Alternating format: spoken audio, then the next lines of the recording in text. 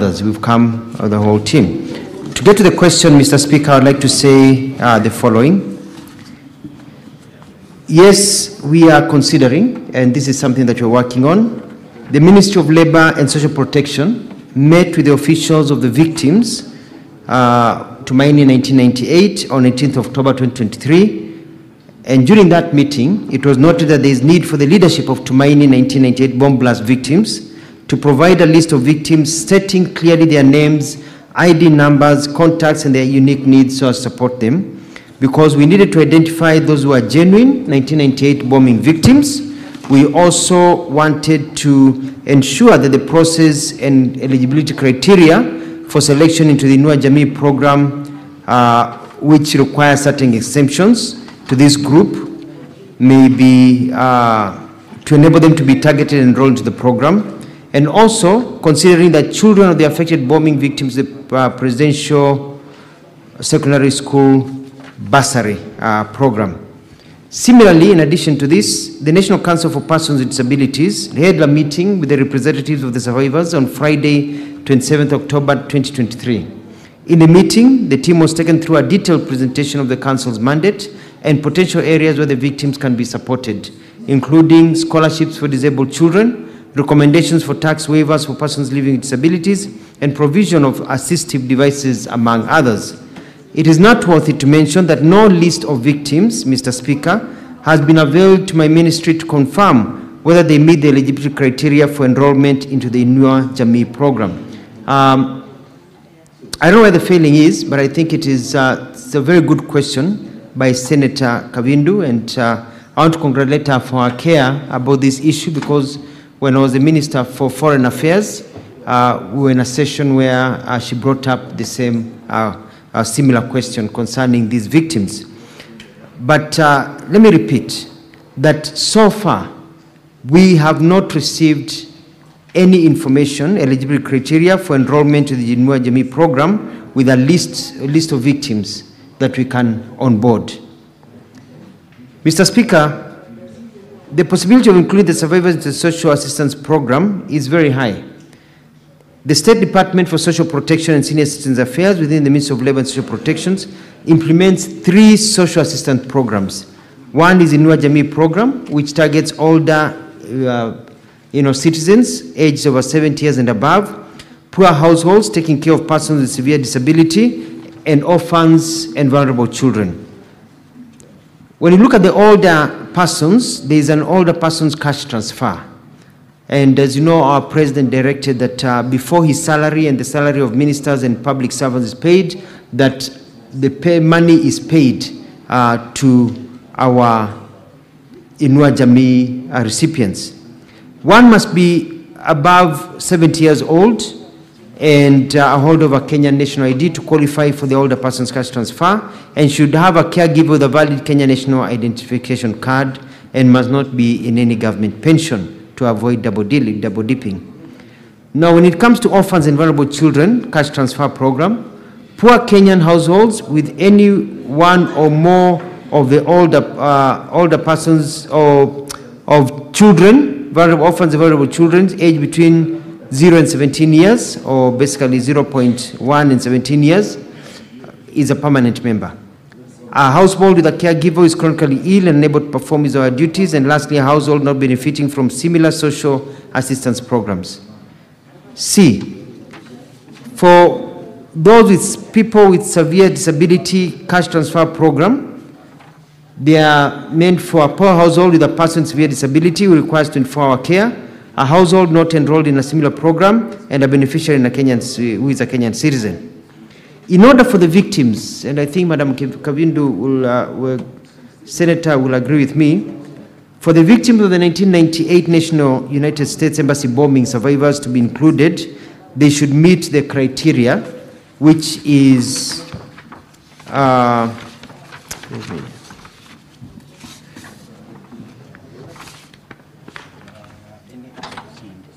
we should meet the criteria that has been given above, presented above.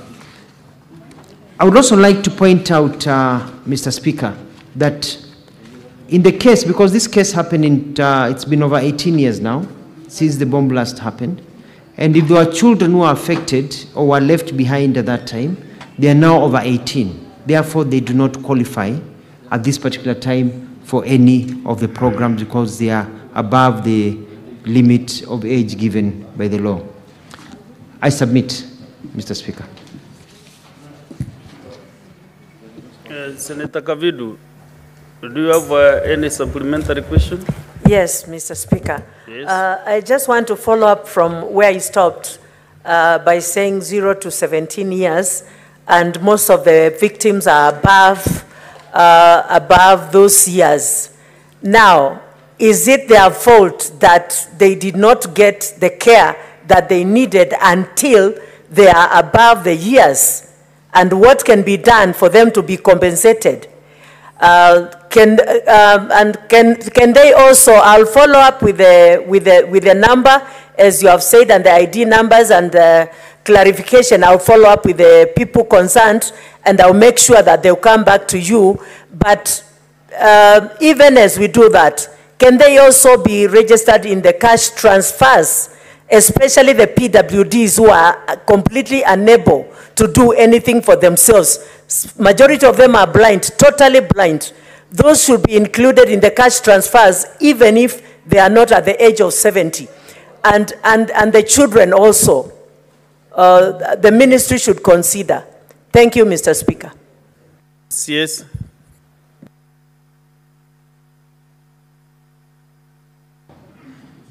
I want to give an emphatic yes. It doesn't matter whether you got injured during the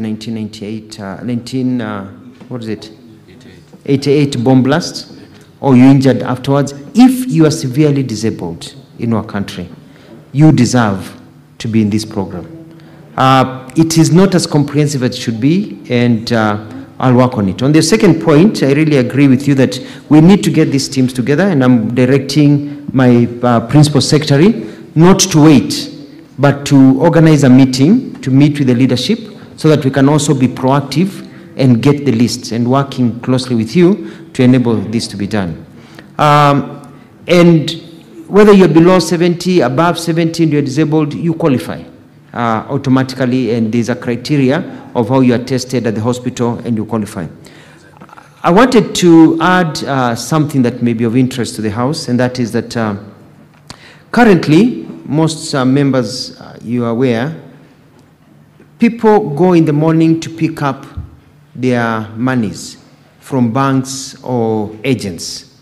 And they wake up in the morning, get a boda, get a car, they go a long distance, and they line up the whole day waiting to receive their monies, which is not fair. And His Excellency the President has been very clear about providing justice.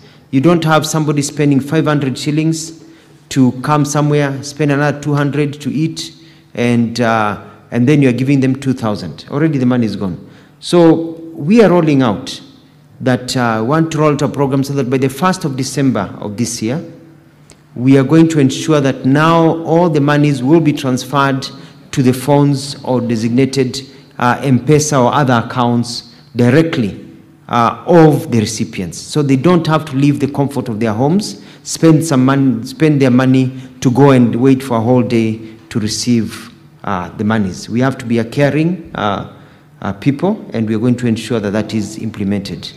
Thank you, Mr. Speaker, sir. Thank you. Let us have a few other supplementary questions, but just only one question. Senator Mandago, Jackson. Thank you very much, Honourable Speaker. I have one supplementary question to the Cabinet Secretary. That Honourable Speaker, during the 1998 bomb blast, there are allegations that there are a number of staff who are working for Cooperative Bank who are allegedly illegally dismissed from work following the injuries they sustained from the bomb blast. Is the Ministry aware, and what have they done about it, Honourable Speaker, on that matter? And Honourable Speaker, just on what the CS has just commented on the transfer of funds, Honourable Speaker, I would like the Cabinet Secretary to let us know why is the Ministry using banks, M-Pesa and others and not postal corporation, a government entity that under the law and under their mandate, it is their responsibility to handle digital payments for government. Yes, Waziri. Thank you very much, Mr. Speaker, sir. It's the issue of the staff working with a cooperative bank that were let go or work in that building. We are not aware. I've just done a bit of consultation. Maybe if they wrote to us, the letter got lost somewhere. It's not in my office. I would request, Mr. Speaker, sir, through you, the Honorable Senator, we can have a conversation and we can see whether they are organized, and they can file a complaint with us, and we'll follow up to make sure that they get their rights. They are under the law, because people shouldn't just be dismissed and then they are not compensated properly. On the second question about postal corporation, we carry tender processes whereby banks were onboarded to be able to transfer the monies, and the contracts are coming to an end, and so postal corporation is welcome to participate in the next round, even as we move into a digital fora using the technological companies rather than just the banks. Thank you, Mr. Speaker. Senator Kadri Muma.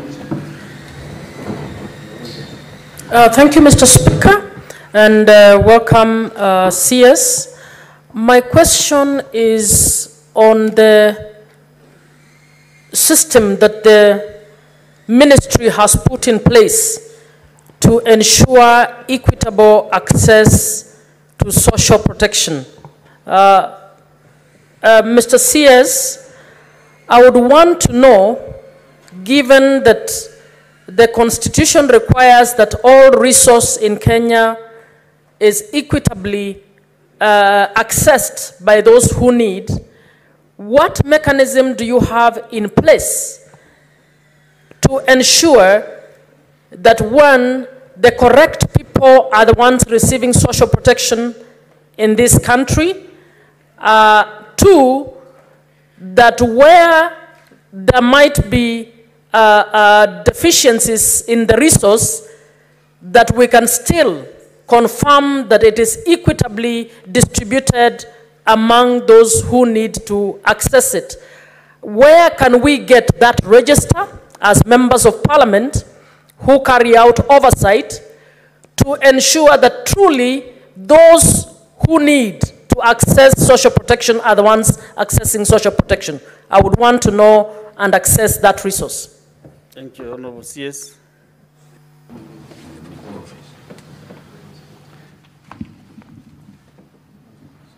Mr. Speaker, sir, thank you very much. In terms of equitable access to social protection, there's a system that has been working, and we can always improve on it. We go to the ground using the government system, and we're able to identify those who deserve to be in the system in terms of age, in terms of disability, very, very poor families, vulnerable families, and we are able to put them in the list, and they go through the criteria and they are onboarded.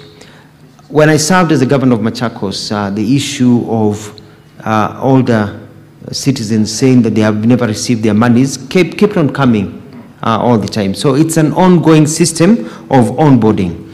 In terms of being able to provide the list to you, this House and the Parliament of Kenya passed a law on data protection that does not allow us to provide private information of people's names and where they are to you. However, as a member of Parliament and member of Senate, if you have identified individuals in your county that you believe have been left out, have not been covered, please send me that list, and we'll double check to see whether they are being covered, and we'll ensure that if they need to be covered, we'll make sure that they are covered, so that we can't assume that we know everything on the ground. Number two, we also have cases that we're dealing with, and this is whereby some of our older citizens pass on to glory, and they're no longer here, and maybe their caregivers are still receiving some of the monies that they were receiving. So we are working on streamlining the system to ensure that that money is stopped so it can go to others deserving. And also, we'll need your help if you identify somebody has passed away and that family tells you, or you know that the caregiver still received that money, so that we can be able to work together as one country, supporting each other as members of government. Thank you, Mr. Speaker. Sir. Minority Leader, Senator Mazayo. Asante mstahiki Speaker. Mstahiki Speaker, nataka kumuuliza waziri kwamba je, waziri anaelewa ya kwamba wale wote ambao walipatikana wamekuwa na majeraha, waliumia wakati wa ile kitendo kilichofanywa na waliofanya kile kitendo pale katika nyumba ya ubalozi ya Amerika tarehe hii, walioumia pale ndani wakiwa wa Kenya na wale wananchi wa Kiamerika. Je, waziri ana habari ya kwamba wale waliokuwa ni wa Amerika wote waliweza kulipwa fidia zao za kuumia na majeraha na wakapelekwa hospitali na wakaangaliwa vizuri sana na serikali ya Amerika? Kwanza Nitamuomba Seneta Kavindu asikize ili swali vizuri kutoka kwa kiongozi walio wachache. Hilo itakuwa kwa manufaa kwako sana. Sija kupata bwana Speaker. Endelea. Asante. Bwana Speaker, vile vile nataka kuuliza, je, ni juhudi gani ambao yeye kama waziri na wizara yake ikiwa husika, ni juhudi gani zinafanywa na serikali? Kwa sababu mimi nilikuwa Amerika na hili jambo nililifuata sana, lakini utaona ya kwamba zile pesa bado hazijapatikana za kuweza kulipa wale wa Kenya. Ni juhudi gani wizara yake inafanya kufikia hivi sasa kuona ya kwamba zile fidia za zile pesa zilizotolewa, manake Amerika wametoa pesa, lakini sasa wa Kenya mpaka hivi sasa bado hizo pesa hazijawafikia? Ni juhudi gani wizara yake inafanya kuona ya kwamba zile pesa zilizotolewa kuweza kuwalipa hawa waliopata majeraha zinaweza kuwafikia? Waziri, jibu swali la Senator Mazayo.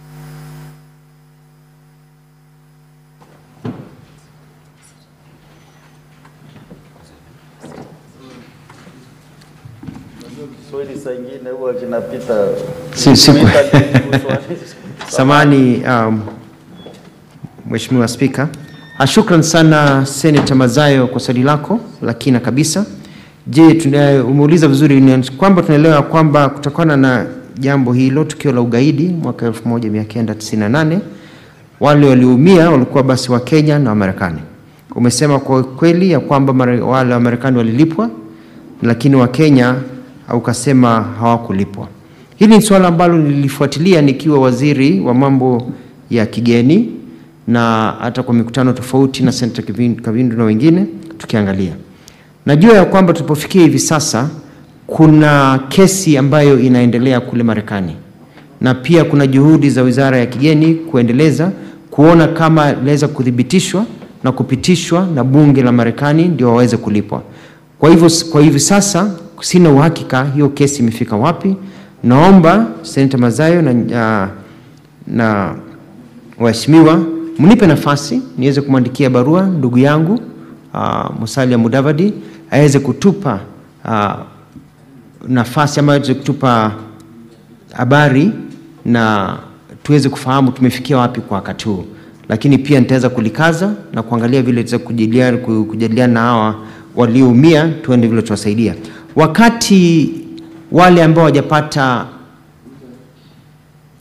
zile pesa wanazopaswa kupata zainua jamii, ambao watakuja kumuona katibu wa ofisi yangu, wale nimeongea kuhusu mambo haya, basi tuweze kuwatajia mambo kama hayo pia naweza kufuatilia, kwa sababu ni haki yao. Damu ni damu iliyomwagika, iwe ya Muamerikano iwe ya Mkenya, bado ni damu. Kama wengine walilipwa, kwa nini hatukulipwa? Kama kuna Wakenya walilipwa, tujue ni wengine walilipwa, ni wangapi walilipwa na wangapi hawakulipwa. Niweze kufuata haki ya wananchi wetu. Hiyo ndio kazi ya serikali, kufuata haki ya wananchi wao. Asante sana mheshimiwa. Senator Murago James. Asante sana mstahiki Speaker. Kuna swali ningetaka kuuliza waziri, kwa sababu serikali yetu ndio huwa inasajili watu. Serikali yetu ndio inatupatia hati ya kuzaliwa. Serikali yetu ndio inatupatia kitambulisho. Serikali yetu ndio inatupatia pasipoti. Ndio inatupatia hata hati ya kifo. Wakati mtu anapokufa, serikali yetu ndio inatupatia. Inakuaje hamwezi chukua takwimu ambazo mko nazo katika mitambo mlio nayo siku ya leo, kujua mtu ambaye anafikisha miaka ambayo anastahili kupewa pesa yake ya uzee, mpaka mrundi tena mtumie fedha za umma kwenda kusajili watu na mko na kila kitu? Haingekuwa rahisi kama, kwa sababu serikali iko na kila kitu, mtu akitimiza ile miaka bila kusajili tu mnaanza mnachukua kama ni akaunti yake mnaanza kumtumia pesa zake moja kwa moja, kuliko kusumbua wazee na vilema waliozeeka na kila kitu mko nacho. Kwa nini kazi inafanyika hivyo? Ni nini hamna ya kufanya hiyo kazi ili iwe rahisi kwa kila mtu? Swali la pili. Ni moja tu Senator Murago. Nataka kusikanisha mstahiki Speaker, ni moja, ni line moja. Naomba Senator Joyce Korir pia ulizo swali, sababu ya maswali yanafanana yote.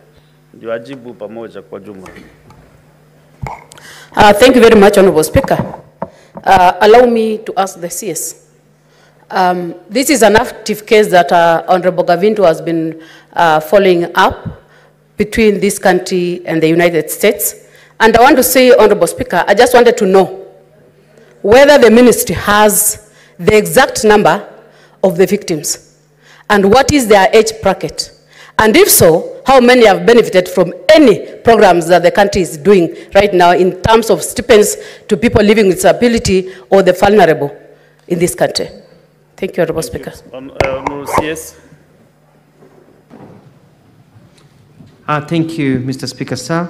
Swali la kwanza Senator Murago ameuliza vizuri sana kuhusu tuna takwimu hizi zote za kuweza kumtambua Mkenya, na vile tumefanya hivi sasa katika mkondo huu wa digitali.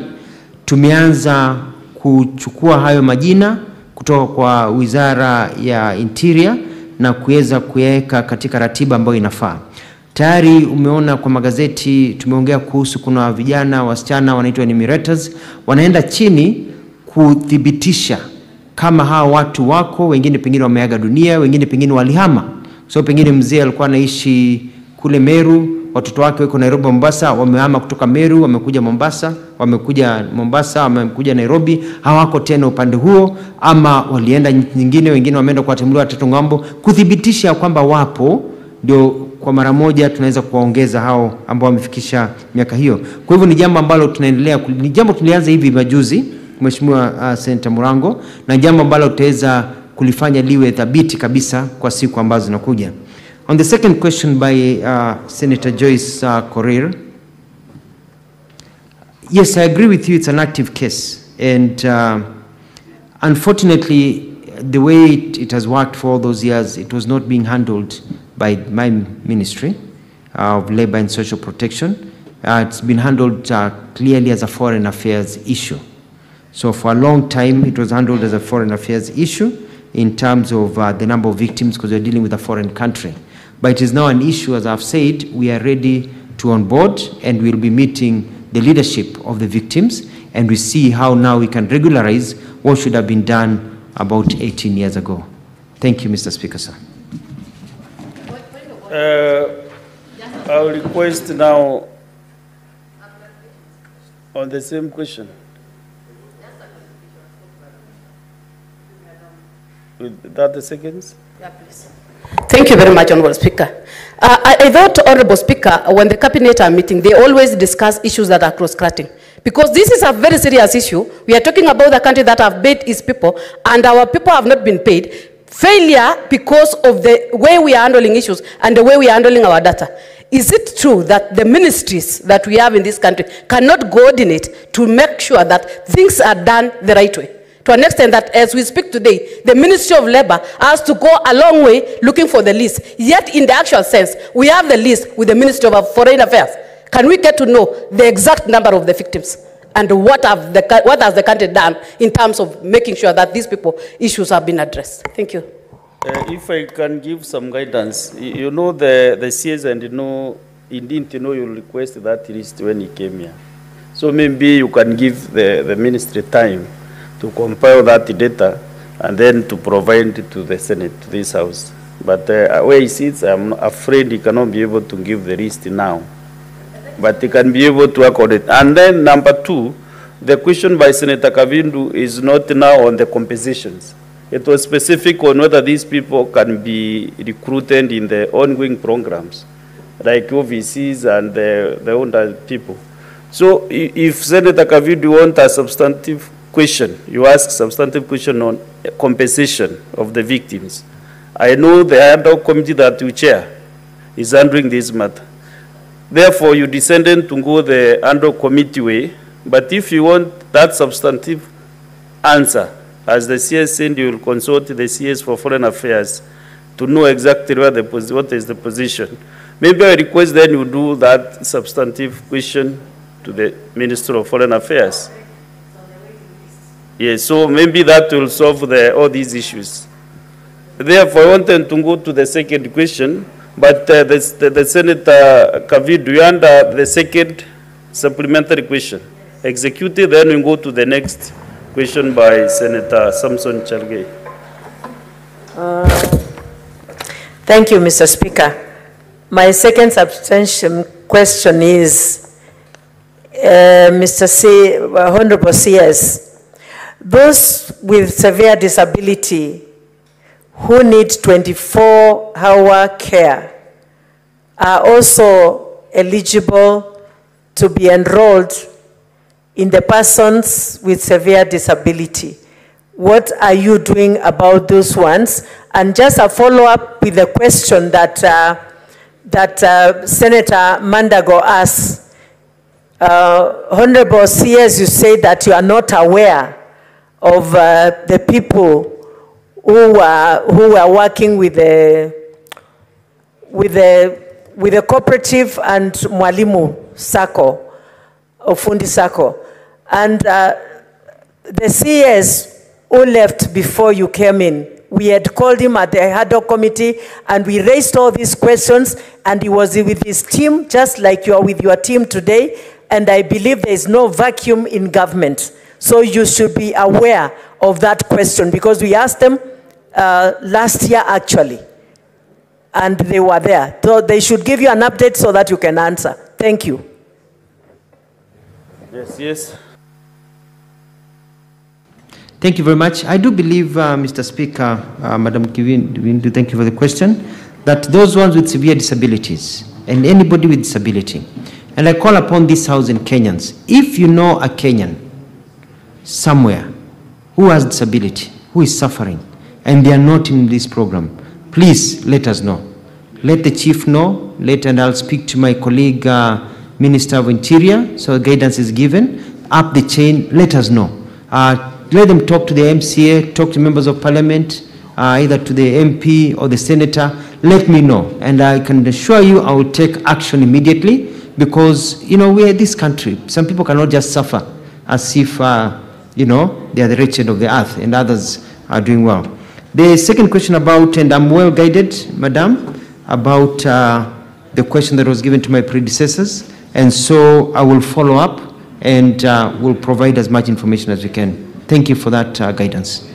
Thank you, Mr. Speaker, sir. Thank you. Let's go to the next question. Question number 051. Senator Chalgei, can you ask your question? Thank you, Mr. Speaker, sir. I raise first one to Standing Order 51C. I will give you the opportunity. Let them proceed with the... Mr. Speaker, I raise under Standing Order 51C 6. A Cabinet Secretary shall appear in person on the day of which the respective question is listed for response. One shall respond to the question. That is B. C. May, with the permission of Speaker, make a statement. Mr. Speaker, I'm raising on Standing Order 51C6. Because, Mr. Speaker, I don't know what happens when a cabinet secretary comes with a half-baked answer or a kindergarten-like answer against the responses that and it is Mr. Speaker, in the response, he has indicated that they are attached. Yes, Mr. Speaker. Using unparliamentary language. Okay, when he comes with unsatisfactory answer, because the response I have received, Mr. Speaker, said there is no list attached. And even in the response, I was given not within 24 hours that you have, Mr. Speaker. Can you ask your question, then you prosecute your issues first. Okay, Mr. Speaker, but I want to register my displeasure by that response. But let me ask the question, and you will realize, and the members will realize, Mr. Speaker, that no justice was done to this question. Mr. Speaker, I rise to ask question number 051 on the following, to ask the Cabinet Secretary for Labor and Social Protection. 1, what are the roles of National Employment Authority (NEA) in the recruitment of Kenyans seeking job opportunities in foreign countries? And could the Cabinet Secretary state the requirements to be met by recruitment agency permitted to operate by NEA in the country? B, Mr. Speaker, could the Cabinet Secretary provide a list of recruitment agencies cleared by National Employment Authority, and what steps are used to ensure that all companies registered under National Employment Authority Integrated Management System, NEMIS, are monitored and regulated? Mr. Speaker, part C, could the Cabinet Secretary also provide a list of Kenyans who have successfully applied for jobs in the diaspora following the numerous agreements between Kenya, for example, like the other day with Germany and other nations, and including the countries that are deployed to avoid misinformation? Mr. Speaker, finally, what is the status of the investigations into the operations of Mrs. Worth Star Africa Limited, an agency operated by one Pastor James Wanjohi that reportedly defrauded Kenyans over Kenya's shillings 600 million with a promise to assist them to secure jobs abroad? And could the Cabinet Secretary state the plans, if any, to compensate these victims, the Speaker? I thank you. Yes. Thank you very much. Thank you very much, Senator Cherengai, for your question. The role of the National Employment Authority in recruitment of Kenyans for jobs in the diaspora is well stated in our documents. It is, and I'm going to go through them quickly, to advise on the formulation of employment policies and strategies for national and county governments, facilitate the employment placement of job seekers internationally, and facilitate the implementation of national policies on employment. There is also a secretariat to the vetting committee, licensing and accreditation of private employment agencies, regulation of the activities of private employment agencies, collection, analysis, and dissemination of labor market information, building the capacities of private employment agencies, sensitizing and advising job seekers, handling complaints from job seekers, promoting ethical recruitment, and cancelling the registrations of an employment agency that fails to observe the provisions of the existing laws and regulations. The requirements to be met by recruitment agency to be permitted to be operated by NEA is in our website, which is www.neaims.go.ke. But I've also listed them here for Senator Cherengai. There's an application letter for registration, a certified copy of the certificate of incorporation as a limited company, company articles and memorandum of association, company CR2 for the current year, must have a minimum share capital of 5 million shillings, a copy of a county government license, show that you are operating legally, company tax compliance certificate for the current year, registered and fully equipped physical office with the prescribed sizes. A company director must also submit a copy of his or her or their IDs, 2 passport size photos, current police clearance certificate, a valid work permit in case of any foreign director, certified academic certificates, which must be certified by the Directorate of Quality Assurance of the Ministry of Education. Company manager must also submit the following documents: a degree certificate in business-related field from a recognized university in Kenya that is also certified by the Quality Assurance of the Ministry of Education, an appointment letter to work for that company with clear terms, and a copy of an ID. Mr. Speaker, it is very clear that the process is heavy, that you really need to qualify. And these are very many requirements. You need to qualify because we need people who are in this industry and we need people who are valid. That's why we ask all these questions, all these documents, including a visiting of the space where they work to ensure that it is not a briefcase company. And then you are given your document. The second question about vetting by Interministerial Vetting Committee. An interministerial committee vets all private employment agencies seeking registration and renewal of licenses. It consists of the ministry responsible for labor, immigration, internal security, foreign affairs, and the AG. During the vetting, the applications made by private employment are looked at, and making the independent recommendations approval or non-approval is also deliberated. In other words, it is not enough for you just to provide the documents. It's not enough that you qualify. Yes, we take you one step further. Yes, you may qualify on paper, but should you, in terms of national intelligence, are you a crook?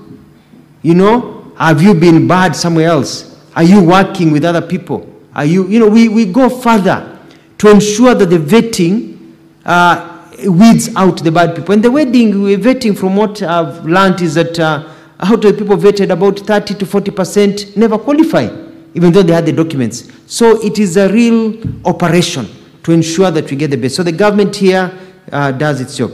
After approval, you pay a full registration fee, and then you have to be a member of a recognized association of private employment agencies, because we need somebody also to keep on monitoring you, so that when you go rogue, they're able to tell us. And then you execute 1.5 million security bond with the bank.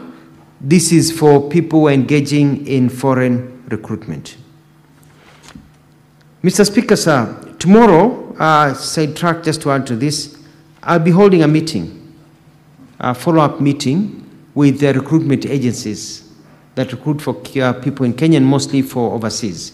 We had a meeting about 2.5 to 3 weeks ago where we deliberated about how we can work together. How do we cut the bureaucracy? How do we identify the crooks? Where is the problem? How do we reform National Employment Agency? How do we reform the National Training Institute, NITA? How do we reform the Labor Ministry to ensure that it is current in terms of the needs of the market? And so we've been holding meetings, and even after this session, I'm going to hold a meeting with my staff to deliberate on new regulations and new policies that we will announce tomorrow after we've had this public participation with a team to streamline this industry, to toa wakora, and to ensure that it is efficient. The list of recruitment agencies cleared to operate by NEA can also be found in our nims.go.ke. It is current. Some fall out every day, some are added every day. So if I can give you a list today, and tomorrow you say, how come this company is no longer in the list, or how come this company, because it is alive. As we sit here, there are others being onboarded, the others being removed. And it even shows you the ones that the licenses have expired and who are in the process of renewing. One of the things that I'm going to announce tomorrow is about the duration of time of the renewals. The country has been crying, the community has been crying that the renewal of every year doesn't work very well, because by the time you organize yourself to get people to organize, take them abroad, your time is gone. So we are going to look at how we can extend the time and how to make it easier for people to be able to register and work within the system. The question number C, the list of Kenyans who have successfully applied for jobs in diaspora, including the countries they are deployed. We have attached a list, and it's presented here, cabinet, of the list of the Kenyans, and we hope that the list will grow now that we are trying to make this as efficient as possible from the Ministry of Labor. The status of investigation to the operation of Miss World Start Africa Limited. This is a case being handled by the Directorate of Criminal Investigations. I will be holding a meeting with the senior leadership of the DCI. They told me that they are working with close to 1,000 cases of fraud, of Kenyans who have been defrauded, and action will be taken. On the supplementary question that was asked by Senator Chirangaya, whether the ministry will compensate the victims, the ministry does not engage in defrauding. But the person who defrauds, if they are found guilty, arrested, charged, if they are found guilty, then I think part of the requirement will be for their assets to be taken and compensation to be done, not just for them just to have time, but they need to repay back the money that they stole from innocent Kenyans. Thank you, Mr. Speaker. I submit. Senator Chalagai, do you have any supplementary question? Point of order, Mr. Speaker. Not point of order, but it should go on record that the Cabinet Secretary is misleading the House. You know why? The list is saying he has filed through the Secretariat. It's not there. So why is he playing with the minds of Kenyans? Mr. Speaker, we are serious people. We don't wake up here to come and joke around. If the CS cannot take his work seriously, Mr. Speaker, he should be sanctioned, because the issue Kenyans, Mr. Speaker, have been conned daily by fake recruitment agencies, Mr. Speaker. So I find it a disrespect to this House that a whole Cabinet Secretary, who is not new, to come before the Senate and mislead the House, to mislead people who have sat even in Cabinet, including Senator Onyonga, who was Assistant Minister, Mr. Speaker. Is it even fair? The Cabinet Secretary must, Mr. Speaker, apologize to this House for lying, Mr. Speaker, not lying, for misrepresenting, Mr. Speaker. Senator Chalgay, Number two, Mr. Speaker. Just have your seat okay. for some communication. The Secretariat is following up on this list to check whether it was attached or not. So before you make those allegations, let us first confirm. You know, Senate is House of Records. We confirm first, and then you can maybe comment. But what I want to do is to ask the Secretary to confirm whether this list was attached, and also your officers also to counter-check whether they did it. But meanwhile, you can ask your supplementary questions. Mr. Speaker, and you have to note that unless you struck off the answer, because in his response, the CS says he has attached. So I hope the Secretariat will strike out that part of the answer so that we don't mislead Kenyans. One question so that I allow other colleagues, I'll come later for mine. Mr. Speaker, you agree with me, and this is my first supplementary question. No wonder Kenyans are conned daily. Because if the Cabinet Secretary cannot provide a list of cleared recruitment agencies in the country, by telling Kenyans to go to website, how will be somebody in Machakos, somewhere in Tala, have an internet? If the CS could come and table the list of all recruitment agencies, those who have been blacklisted, is it hard, Mr. Speaker? How will his grandmother somewhere in makwiny in Wote know from where Mr. Kafuluka comes from, Mr. Speaker? Mr. Speaker, it must be even my own grandmother somewhere in Nandi, Mr. Speaker, even in Bomet, how can they go to website? No wonder, Mr. Speaker, everybody is gone. Can the CS, Mr. Speaker, even in Meru where you come from, can the CS table the agencies that have been cleared to do recruitment, that have been blacklisted, Mr. Speaker, that are pending clearance? Then I can have satisfaction of my response to us. Otherwise, if it doesn't table, Mr. Speaker, then we are gerrymandering with the lives of Kenyans. Senator Chalgay, you know the one went digital a long time ago. And that is why I think in that spirit, the CS is maybe requesting you to just click on the website and get the list.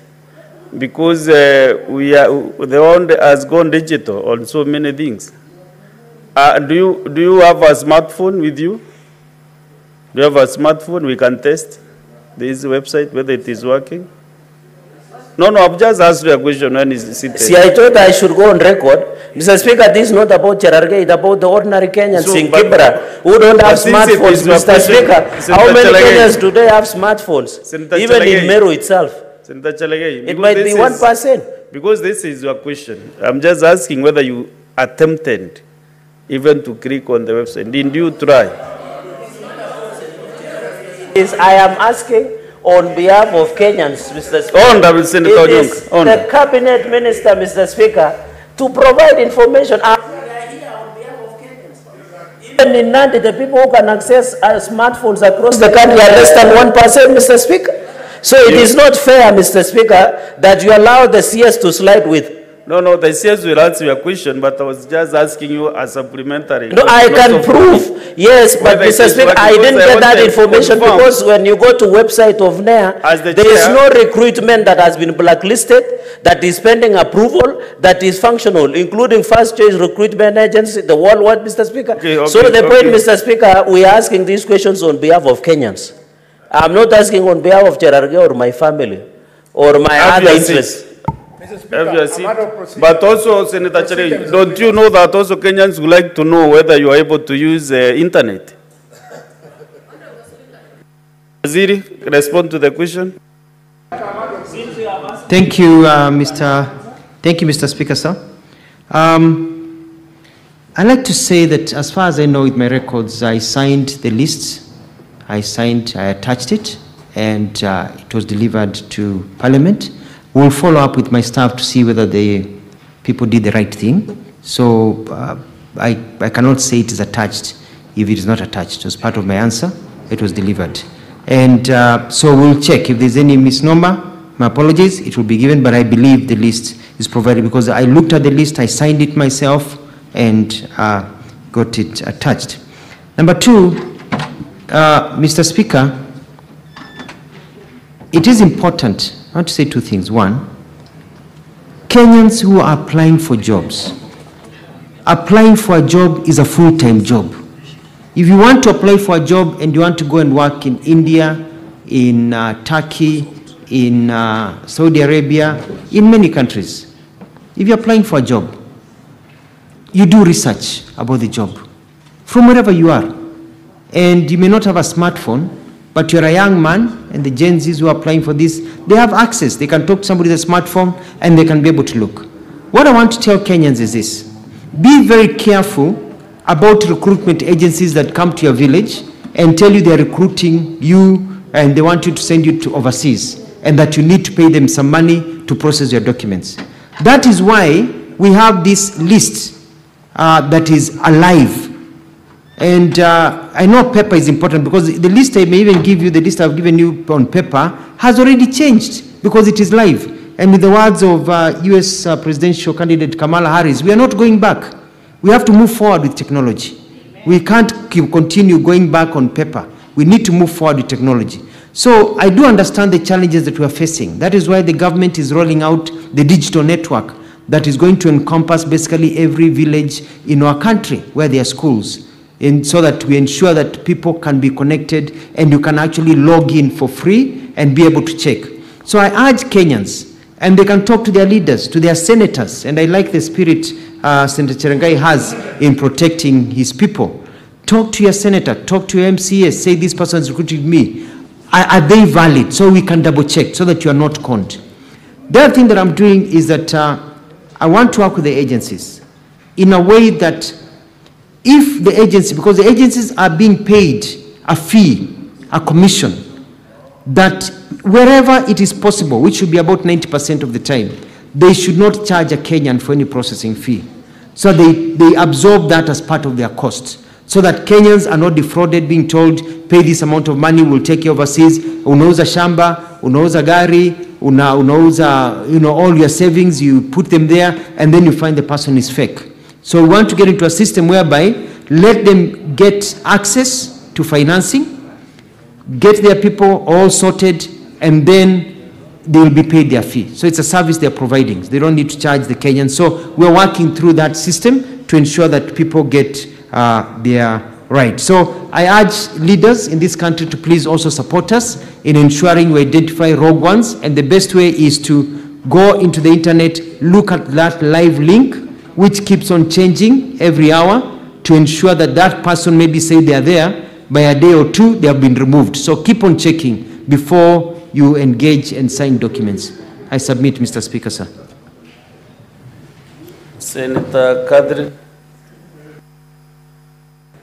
Thank you, Honorable Speaker. My question to the CS is whether to confirm that the government has appropriate bilateral agreements that have safeguarded the rights of all workers being recruited to go and work abroad, in particular noting that a number of very vulnerable workers have ended up abroad and come back in coffins, and most of those are not the kind of person you seem to have in mind who goes to a website or who has a smartphone that would actually do the research that you are thinking of. Can we have copies of these bilateral agreements submitted to ensure that it has clauses that protect against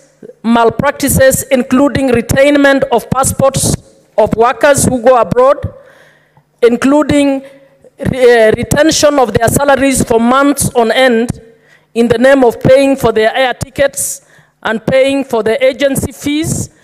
I would want to see how the government has protected. And finally, Mr. Speaker, I want to know whether the ministry has set aside a budget to actually sensitize those who cannot access websites and the lot that I'm speaking about by discussing these issues on radios, listing the genuine and the not genuine agents in order for the ordinary, desperate girl in the far-flung village in Dori who wants to go and work in Saudi Arabia is able to know that they are being conned. Okay, yes. Thank you, Madam Senator, for that brilliant question. It's a very, very good question. One of the things that we are doing and the reforms that I'm bringing that we'll be announcing tomorrow is a new way of training. We'll ensure that anybody going, and especially to some of these countries where these issues are, and they should undergo a training. And during the training, they'll be empowered. They'll be empowered with information about what their rights are. Your passport is yours. You should never give your passport to anybody else. You give your passport maybe to the agent as they are processing, but they give it back to you before you leave the country. Nobody should hold your passport. Nobody should hold your documents. We are going to empower them on how to get in touch with Kenyan government officials, of how to protect for their rights so that they're empowered. I'm going to ensure that the system is streamlined, that before anybody leaves our country to go get a job, they know they can count on this country. Mr. Speaker, sir, on the question about the budget to sensitize, I'd like to say I'm even going to take it a step further. We can't be operating from Nairobi. Kenya is not Nairobi.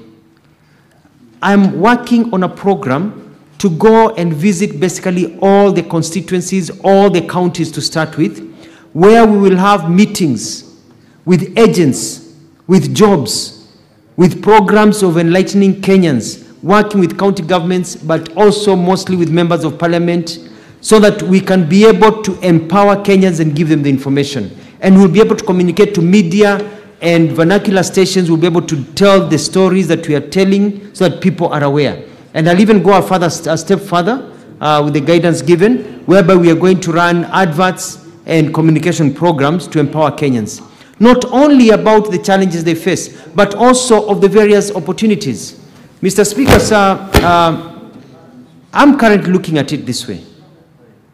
When I was on our way back from Germany, I met a number of Kenyans at an airport in the Middle East, and they are working, you know, security guards, others were working in hospitality. Then when I was there, I met a Kenyan who was coming back, said he works in that country as an engineer. So the jobs you're talking about are not just the household jobs that people talk about. We are talking about a data bank of hundreds of thousands of jobs that we want to accumulate for people who are journalists, for doctors, nurses. We have a demand for nurses, but we realize that nurses don't even know that they are needed, you know, and we are working on all this. There's a question I want to, Mr. Speaker, to reply, and that is the issue of depositing all agreements. I'm going to ensure that this House has all those labor agreements so that you can also be able to scrutinize them. We are going a step further in our agreements. We are trying to ensure that our qualifications match those qualifications of those countries so that they don't have to go and retrain again, so that our job qualifications are accepted automatically. We're also making sure that they are protected by immigration, and interior governments over there from harassment and also from being deported without being heard. So we are looking at all those rights. So we've learned our lesson over the last few years. I'm quite lucky, and I thank the President for putting me in this docket, because the experience I garnered as a Minister of Foreign Affairs and Diaspora is really coming in handy, because these are not new things to me. Now I'm in the right ministry to correct all the problems that have been going on. I submit, Madam Speaker. Senator Moffair.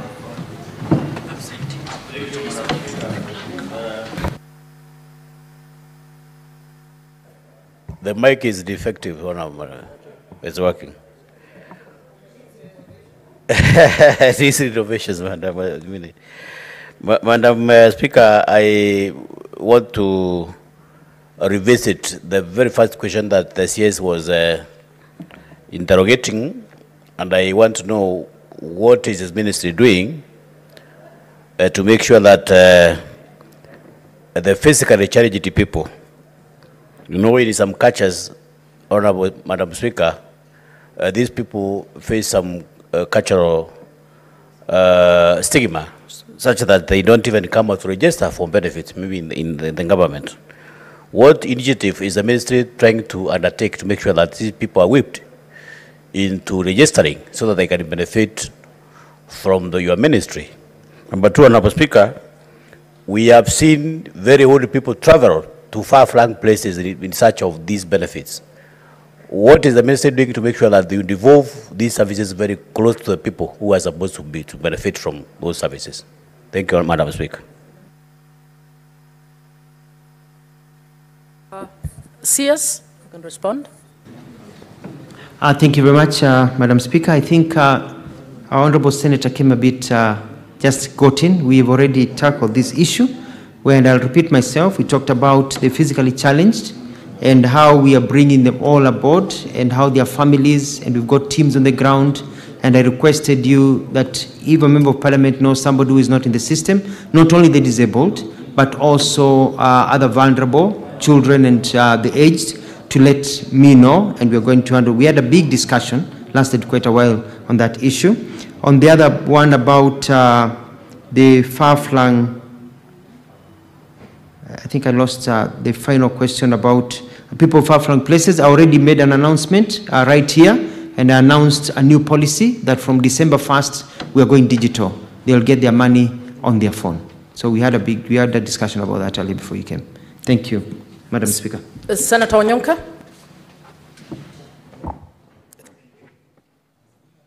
As Senator Onyonka is speaking, I'd request Senator Wafula to come in so that we move on to the next question. Thank you.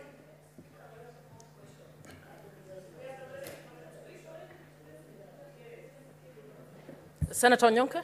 Thank you, Madam Speaker. CS, Madam Speaker, I would like you to protect me because my colleagues seem to be consulting. Honorable members, can we hear Senator Onyonka in silence, please? Thank you. CS, I am happy to see you here today because I know you as a friend of mine and somebody I've worked with before. I'm actually going to ask a very simple question. If you remember when you started talking about the declaration of the provision of information and you brought in the data protection law, when I walked in, that is actually what you said. You said that it's not possible for you to avail information so that we can know who has received social protection money. The reason for that, CS, is because the people of Kisii County that I represent have been asking me to give them the names of the people from the wards all the way to the sub-counties. How many people does the Kenyan government provide finances to or pay the monthly stipend to from all our wards and all our sub-counties. CS, I believe that the law doesn't stop you, because essentially the argument you're making is that you cannot disclose that information, and I believe that could also be the clever way on how you're trying to justify and say that you can't give us the names of the people who have gotten jobs ever since the government started signing the bilateral agreements. CS, we want that list. The reason why we want that list is that Kenyans, we have a bad habit. When we are given an opportunity to look for things which we call Kenyan, we only share them with our tribes and our friends, our cousins and our families. That list is the one which will show the equity, the fairness and the distribution of those jobs that you are giving out there. So the first question I wanted to ask you is, can you please promise this House that you are going to provide that list, and it will be a genuine list and it will be an honest list? Number two, and Madam Chair, I really got confused because when I came in, there was a wonderful question that Senator Kavindu had raised, and this had to do with the Kenyans, because this is a matter she's held personally. The question I wanted to ask the CS is that, does he think, and I could suggest that, Your Honorable, you could engage with CS, with the Chief Secretary Musalia.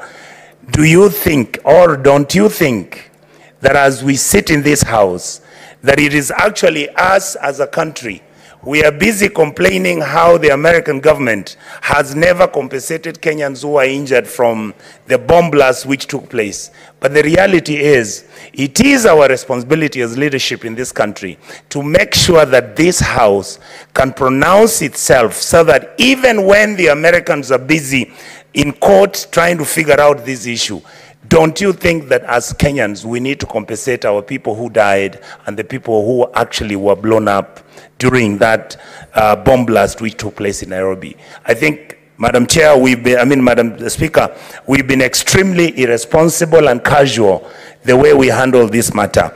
And lastly, I want to ask the CS, I hope he can...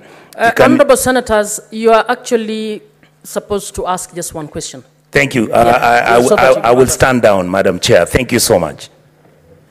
CS?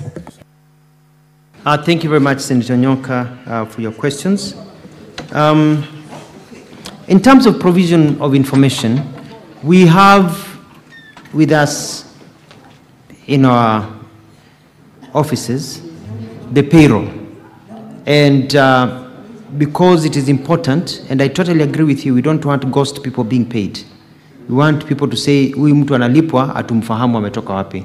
I have no problem of any individual member of parliament in the National Assembly asking me, can you give me specific information, so that, because I can be able to give you that information, so that you can be able to double check and ensure that those people that have been listed are within your area, so that you can also help me also identify, maybe some have passed away and they're still being paid, others are moved to other counties and they're still being paid under the name of your county, etc., etc. The other question that you asked about, we don't have a problem giving the names of Kenyans who have gone overseas on these jobs. We have the list. So usually what happens that we dispatch them here. Our job is to get them the jobs. They go overseas, then we let diaspora now, because once they get into the plane and cross the Ethiopian border going north or Tanzania border going south, they become a diaspora issue, even as we follow up. But we are now keeping tabs to ensure we know where each Kenyan is and where they work, because any Kenyan who is in distress is important to us. And I can also ask my senior and brother Musalia Mudavadi, PCS, to provide that information. On the issue of our responsibility to also compensate, I think that's an issue that Parliament can engage in and bring it up as an issue, and so that it can also be budgeted for. and with proper research. So it can be budgeted for, and money is put aside for that form of compensation by the Kenyan government. But in the meantime, we are going to push for them to get their rights from the United States and other areas where they should be paid. I submit, Madam Speaker.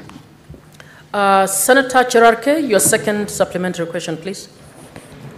Thank you, Madam Speaker. My final question to the CS.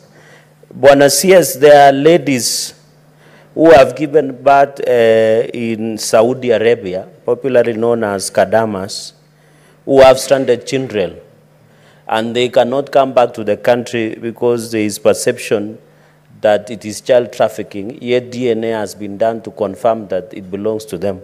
What is the ministry doing to ensure that they are able, through the diaspora department, that they are able to come back home without having those restrictions from that country? I thank you, Madam Speaker. CS. Thank you very much. When I was in Saudi Arabia, I met families. I met a lot of single mothers with children born in Saudi Arabia. And I engaged the Saudi Arabian government, and they said that because of the issue of child trafficking, they cannot just allow a mother to just take a child and say, this is my child, and come home.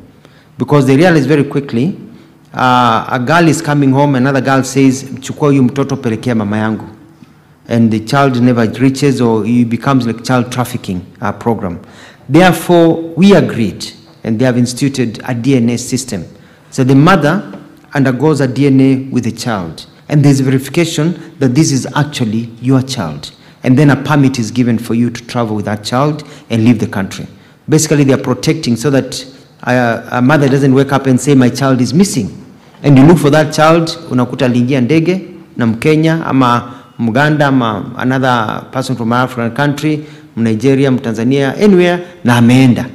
And walisema na mtoto wao. So it's also protecting our children who are born in those countries, so that the mother knows that my child, hata akipatikana kwa barabara, hata toroshwa, apelekwe nchi ingine akauzwe huko, because a DNA will need to be done.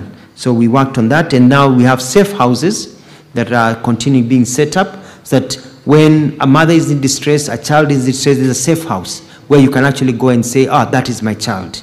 That is, so there's an organized system to protect them. Finally, I'd like to say that, Madam Speaker, with your permission, I believe that the documents are already on your table that Senator Chirangai was asking about, that saying that we are not tabled. I think they have been found within the system over here. I submit. Thank you, Madam Speaker. Senator. How many has he been able to clear to come back to the country? Madam Speaker, if I can answer that question that I overheard, is that... he wants to know how many children have come back. I will... to the country. Yes, as I said, that is the forte of the State Department for Diaspora, which is under Honorable Musalia Mudavadi, because they are being processed overseas, and they are the ones with the records from the Ministry of Migration, Overseas and Foreign Affairs, so they'll be in a better place to be able to answer that question. Thank you. Senator Onyonka, no, you can't, no. Was it a point of order or what? On what? Been provided. Senator Onyonka, I don't know how you would have a point of order on a list that we've not even discussed. Please, let's move on. Madam Chair, the list has been tabled. Madam Chair, the list has been given, and that's what I'm saying. It had not been filed. Yes. And the list doesn't have individuals, and it just has numbers, Madam. There is no information on this thing. Senator Cherarke, do you want to just speak to the list quickly? Madam Speaker, you know, when you table documents, you know, the Senate has the jurisdiction of High Court, as you are a senior counsel in this republic. The CS had said in answer that he had attached the list, but what he has done, he has given us numbers. We don't know who these are. He has child in this country, so can we get a detailed list of what my question required, Madam Speaker, and I'll be grateful. I thank you. CS, we expect that you will submit the list as was expected in the question. So kindly ensure that that happens. Please confirm that you will do that. Okay. We are requesting that the list be provided in the proper format. A list is not just numbers. So we are requesting that that happens within the next 2 days. Should be submitted. Can we now move on to the CS's next question by Senator Wakoli? Yeah. Senator Halwale.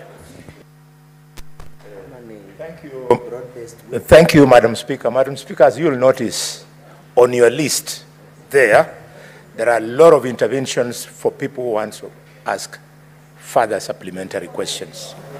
Secondly, you have seen so far the answers provided are not adequate. I plead that you consider stepping the question down so that the minister can be given another opportunity to respond to these things. We have very serious matters on these bilateral agreements.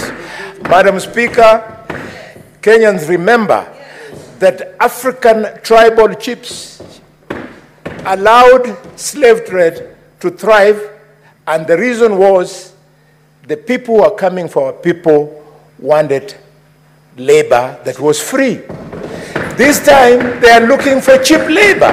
We want to interrogate these things, Madam Speaker. Senator Halwale, you are prosecuting your point as you are speaking about procedure. There is nothing wrong with the procedure that we have. As Speaker, we manage the time. We have another question, and we have another CS in the waiting room with 8 questions. I beg that we consider that we need to do this. We cannot step down the question and assume that we just continue because of this question. But the next question is actually to the same CS. So you get opportunity in your supplementary to also prosecute the cases you wanted to prosecute, for those who will get the chance. Senator Wakoli, please. Thank you, Honorable Speaker. I have a few questions to put across. One, could the Cabinet Secretary provide a status update on the payment of terminal dues to all former employees of the Pan-African Paper Mills Company Limited in Webuye, who were in employment at the time the company was placed under receivership in March 2009. Can I proceed with the other questions, Honorable Speaker, or one at a time? The questions as you had sent to the Number 2, please. Could the Cabinet Secretary explain the reasons for the delay in payment as well as the projected timelines for the same? And 3, what is the government doing to expedite payment of terminal benefits of the former staff? Thank you, Honorable Speaker. CS. Thank you, Madam Speaker. Thank you, Mheshimiwa Senator David Wakoli, for your question. My response is as follows. The termination of employment contracts of employees on account of redundancy of this Pan Paper Company happened on 6th of April 2009, during the time the company was under receivership. In 2016, the ownership of the company changed when it was acquired by the Rai Group. Upon reopening of the company, many of the employees who served under the previous management were hired by the new management to work in various capacities, and which included the locals, and where for both outsource and co-establishment got to a total of 479 employees. All the workers were terminated on account of redundancy by the receiver with effect from 6th of April 2009. They received payment as provided under Section 311 of the Companies Act 2009 Cap 486, and which constituted full payment of the preferential element of the claims against the company for any arrears of pay, holiday pay, or notice pay. For more information, there is an exeter that we have attached, dated 6th of April 2009, paragraph 2 and 3. The State Department of Industry in 2021, using documents from the receiver manager, which is PricewaterCoopers company, was able to recommend payment of 229 plus million as terminal benefits to former employees of Pan-African Paper Mills Company Limited. And that is also annexure 2. And also you can see there's attached a letter from the ministry in charge of trade. And so that's the first question. On the second question, whether the delay on payments, why have they been there, and the reason is as follows. The State Department for Industry, which was directed to pay, made a request for funds to the National Treasury in May 2021 and October 2023. In November 2023, just a year ago, the National Treasury requested the State Department for Industry to prioritize these funds in this new financial year and the next financial year in the sector working groups. However, due to the budget ceilings at the sector working group for financial year 2024-2025, the amount to be paid to the former employees could not be covered. That is also covered in Annex 3 of the documents provided to us to give to you. And that is where there's been a delay. So we're expecting that they'll be covered in the future, and maybe the Ministry of Trade can clarify further. The question number 3 was, what is the government doing to expedite payment of terminal benefits to the former staff?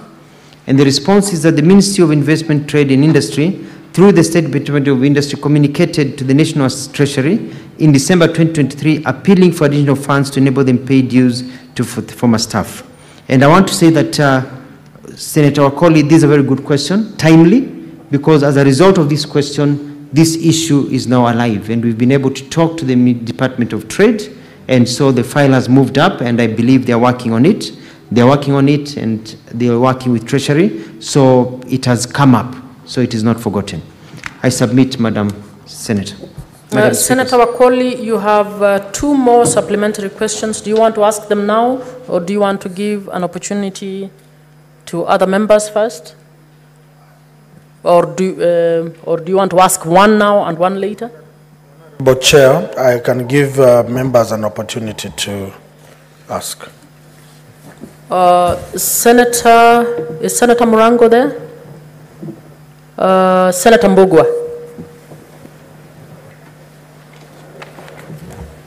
Thank you, Madam Speaker. My question is related to question number 51, which the CS was addressing earlier. And the CS had told us that one of the roles of the ministry through the National Employment Authority is to facilitate employment and placement of job seekers internationally. In the spirit of promoting equity and fairness, can the CS clearly tell this House and the country these jobs the government, through His Excellency the President, the government is pursuing, whether they are being applied for, either through the government or through the agency, and the procedures to be applied, because the word out there is that some jobs are being gotten directly from the government and others through the agency. Can the CS clear that, please? Thank you.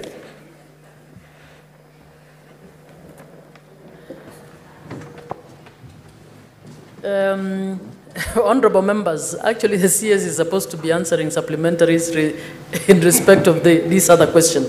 I can see members had many questions on the earlier one. So I'll allow a quick response to that. Thank you, Madam Speaker. Just very quickly, and it's also good for the country to know that the system works this way. There are jobs in many countries, but our people cannot work in those countries because we don't have bilateral labor agreement that Kenyans can work in those countries unless they're employed by a company and they go through a process. So the reason we sign BLAs, bilateral labor agreements, is for them to be able to say, okay, out of the jobs that we want people to come and get visas for, we are going to allow Kenyans to be part of that list. So if the jobs are 100,000, so you know Kenyans can compete within those 100,000, others will go to other countries, but now the door has been opened for Kenyans because the door is closed in many places where we can't go because there's no agreement between the countries. Then the jobs are sourced 2 ways. The main way is that governments in those countries are not the ones employing. It is companies. Companies work with agencies. So a company there will decide, I want to get so many skilled nurses to come and work for my hospital. They normally look for an employment agency there that now comes to source them in Kenya. Or they write to an agency in Kenya and ask them whether the jobs can be, where they can get those jobs. And they get what are called demand. They are called demand letters. We say, we've got 500 nursing opportunities, and it's given to this company. And then the company says to NEA, to us, that we've received this order. That's number one. So normally you let the employment agencies do their work. They're the ones who know how to do the interviewing processes, the identification, the follow-up with the police for documents. That's their work. It's not the job of the government to handhold people. Number two, they are what are called government-to-government job, where the government says, as a government, we want to employ for a government institute, Kenyans, and we ask the government to seek. So the Ministry of Labor now runs advertisements and welcomes those who are employing the government agency in that country to come here, and we provide for them, the Kenyans, to be interviewed by them. So that becomes a government-to-government job placement. But those are few and in between. Majority prefer to go through agencies because that's a style that is used all over the world. Thank you, Madam Speaker. Senator Kio.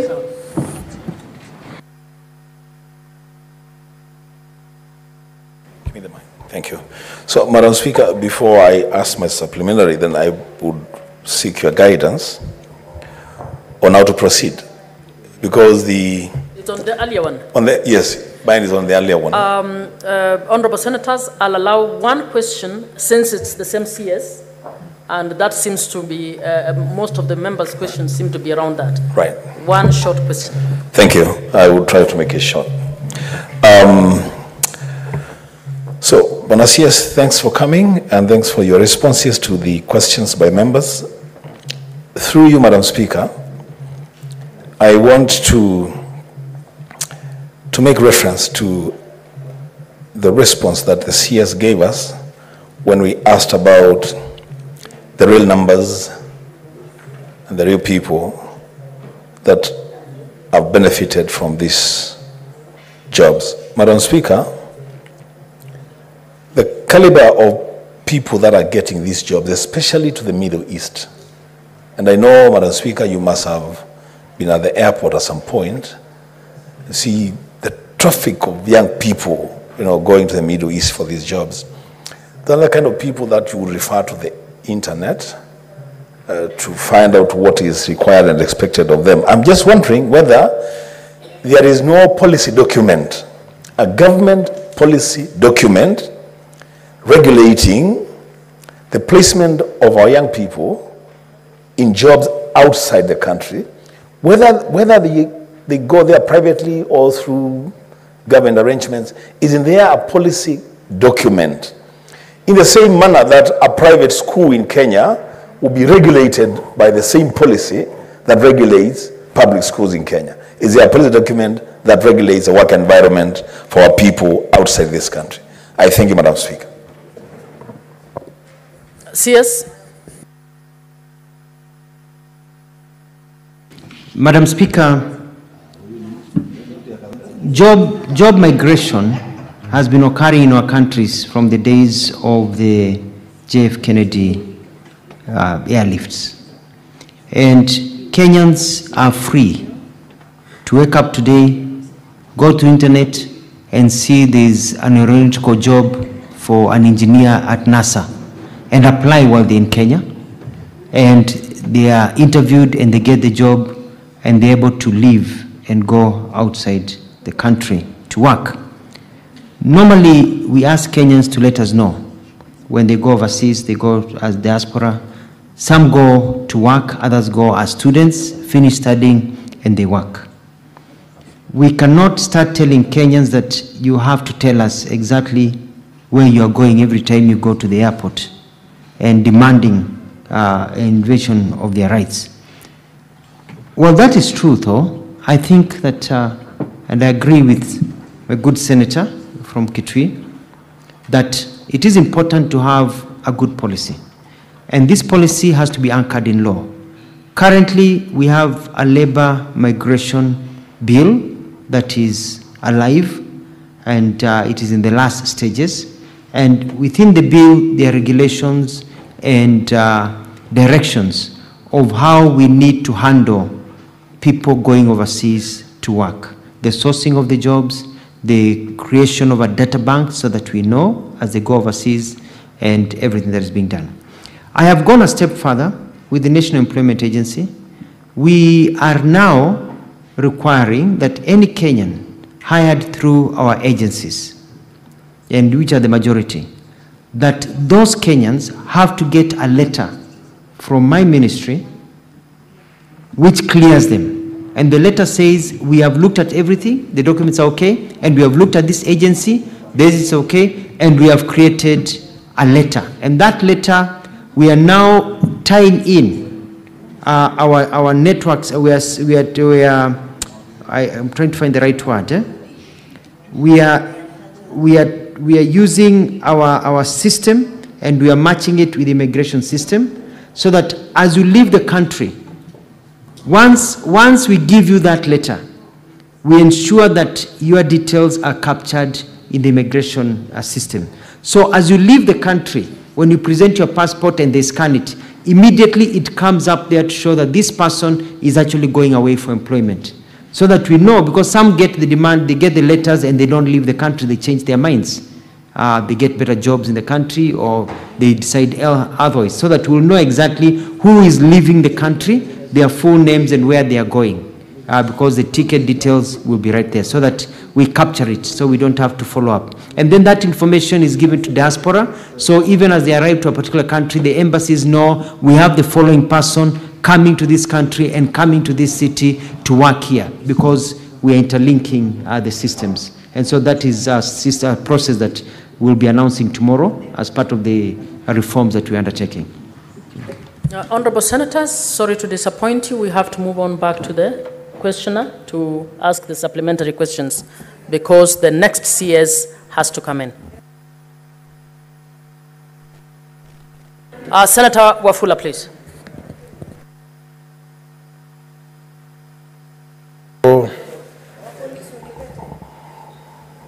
Honorable Speaker, I think people are misbehaving in the House, Honorable Speaker. We are not in an auction ring, Honorable Speaker. Chwele especially. I want to ask my good sister to say something.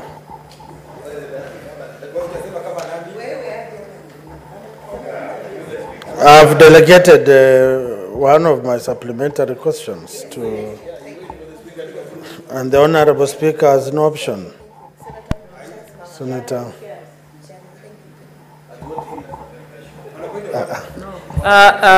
Honorable Wafula, yes. You ask your questions, or you sit down if you're done. Now I'm asking. I've disallowed the delegation. Honorable Speaker, maybe my question to my good CS.